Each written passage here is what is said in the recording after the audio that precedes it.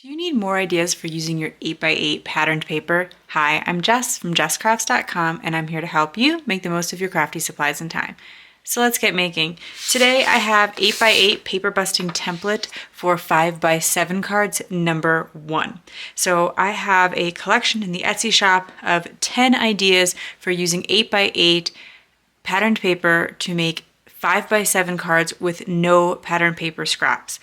Each template makes 2 cards per sheet of 8x8 pattern paper, and they all can work with directional pattern paper. So if your pattern paper has a clear top and bottom, you will be able to use it with all of these sketches. You can use it on single-sided paper. I often do use double-sided paper and we'll be showing double-sided paper today. If you do have single-sided paper and you don't want to use all the same pattern, I always suggest just picking 2 sheets and making double the cards. Particularly in this instance where there's only 2 cards, doubling it to 4 is usually not too much extra work and is a good way of mixing up those patterns. So I will go through all the measurements pretty clearly so that if you do not want to purchase the templates, you should still be able to follow along with the tutorial. I am going to take my 8x8 piece of pattern paper. I am working with the Prima Magic Spell collection. This is quite an interesting patterned paper pack. It doesn't have a lot of just standard patterns like this one here where you can see there's kind of images scattered all around it, but the opposite side does have the cauldrons. So you could just use one side of the paper, but I have also found ways of using some of these more challenging papers on different cards. So I might show some of those ideas in the future, but there are some that are more like standard patterned paper, and then others like this one produce some really interesting cut aparts you could use as embellishments on the card. So I will be using one of these pieces today and cutting it apart to use for embellishment. But I just want to give you a quick peek at the collection that I'm working with today. And when I start with my 8x8 piece of pattern paper, the first thing I do is cut off the branding strip. I don't consider the branding strip to be a scrap in this no scrap sense because not all papers have that branding strip, but you can always use it on the inside of the card as a quick way to use that paper. It is really pretty in this instance. Not all branding strips have a bunch of the pattern, but this one does. So I would maybe suggest just cutting it at an angle. When using tools like paper trimmers, please follow all manufacturer safety instructions. And so this I can just put at the bottom on the inside of my card, or maybe on my envelope or something like that. So I have those all ready to go. Anyway, back to the template. So I want to be clear in the measurements in case you don't have the template. We are first going to cut it to 4x8 inches. So you can see all the blue is for one card, all the purple is for the second card, but the cuts are all of the same because you're making 2 of the same card. So we start by cutting it to 4x8 inches. Then we are going to cut off 2 inches. So we're bringing it to 6 in this instance, and then again to 4. Now this creates the one 4x4 inch piece we need. The other 2 pieces we need, we have this piece that is 2x4 inches. We are going to cut 1 inch off the end so that we're left with a 3x2 inch piece and a 1x2 inch piece. So bringing it to 3. You repeat this whole process on the second half of the paper. And now we have the basics of our card. So you can see we'll add we layer the smaller piece on top of the larger piece for those backgrounds. And I am going to put mats around these to make them stand out a little bit better. And then this largest piece goes here in the center as the focal point. We're going to cut mats. They're going to be a 1/4 inch bigger than all of those measurements that we just did. I'm going to use pink because this pattern paper has a lot of pink. It also has a lot of purple, but I didn't choose any purple today, but I do think it's a good opportunity to use purple.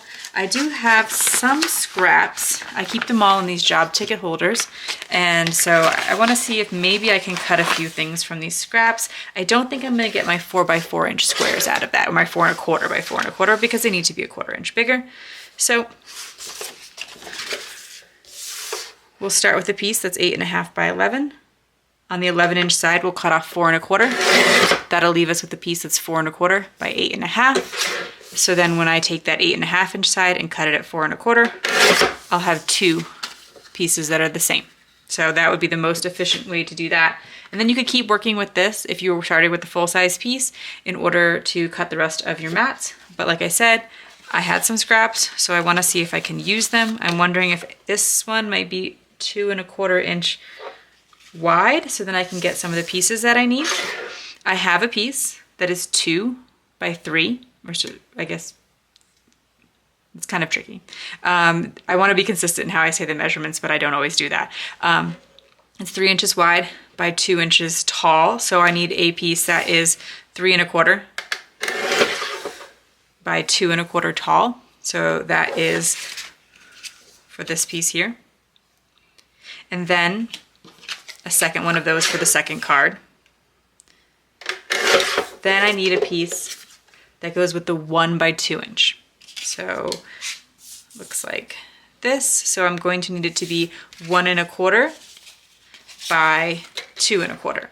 I see this is pretty close to 1 1/4, so I'm going to be able to, you can either try to trim it down exactly. I find that to be quite tricky, especially when they're small like this, but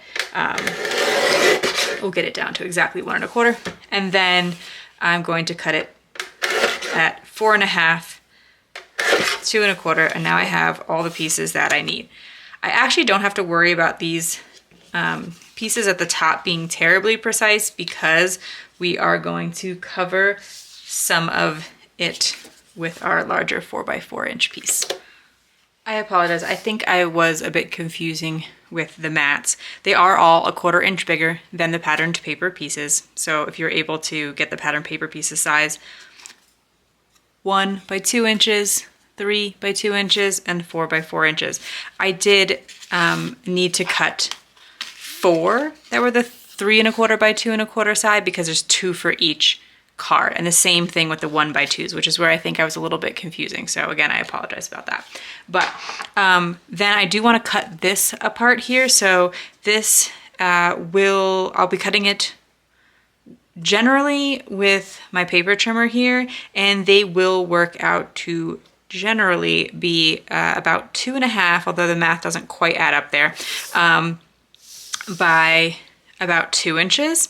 And so I will be trimming these all out till they look nice and clean, and then I could mat them as I need to, but I won't mat them all now because I wouldn't be using them all on these cards. I do think I want to use, I want to say maybe crow or raven. I guess I don't know the difference, but the bow tie is so cute. I love this owl. I love this kitty cat. This other owl is pretty cute too. I mean, he's a little more like angry, realistic looking, but even just the butterfly is beautiful. So many nice cut aparts on here. So I'll be choosing just 2 of them for today's cards, but I'll be cutting those apart.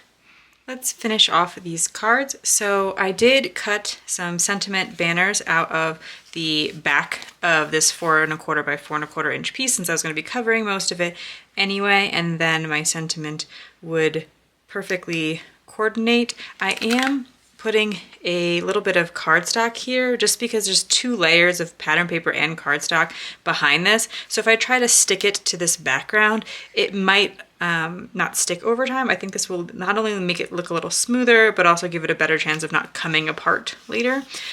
So that is why there's some blank cardstock back there.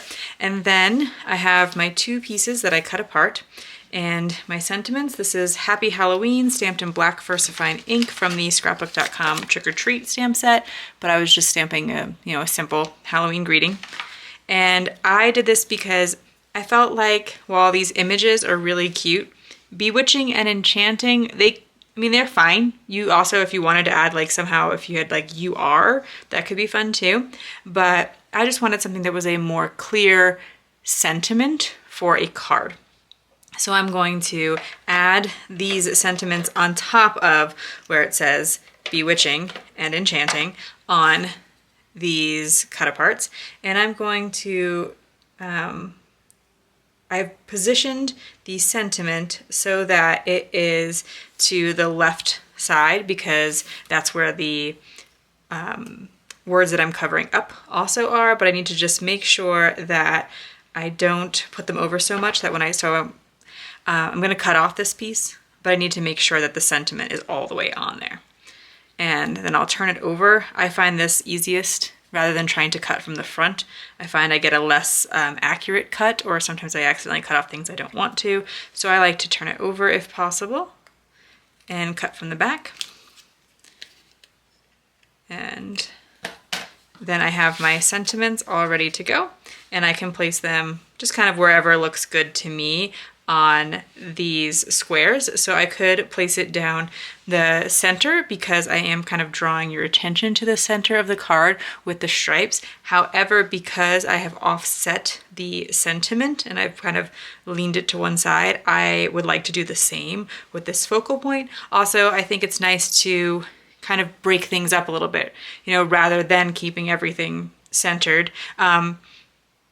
I've, you know, now kind of broken the line of sight by adding it off to the side. However, if you did like the idea of everything being perfectly centered, then I would just suggest perhaps making a longer sentiment banner and centering the sentiment, and then you could place all of that there. But also the animals are a little off center too, so I think it kind of works. So that will be it for my 2 cards today. As I mentioned, you can find a pack in the Etsy shop with 10 ideas for using 8x8 pattern paper on 5x7 cards. They all make 2 cards and they all work with directional patterned paper. So that is available now. If you are just interested in some other ideas for 8x8 pattern paper, there are a couple of free ideas using 8x8 pattern paper on A2 cards on my blog, and I'll leave a link to that as well. If you found this video helpful, here's another video where you can find more ideas for enjoying your crafty time and supplies. Let me know you like this video with a share to your crafty community. Subscribe and click the bell so you don't miss the next template or tutorial, and check the video description for product links. See you in the next video.